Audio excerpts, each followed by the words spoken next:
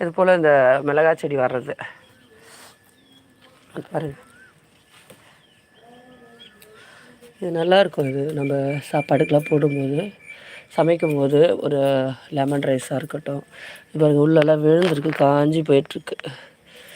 Okay, என்ன சொல்ல, அது 4 மிளகானாலும் அது நம்ம வீட்டில் காய்க்கும் போது அதுக்கு ஒரு சிறப்பு தான்.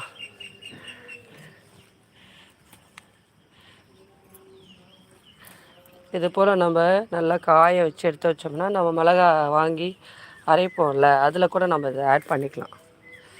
நல்லாயிருக்கும். இது பாருங்கள், கைப்பிடி மிளகா சூப்பராக இருக்குல்ல? சூப்பராக இருக்குல்ல அப்படின்னு கேட்கும்போது ஒரு லைக் போடணும்.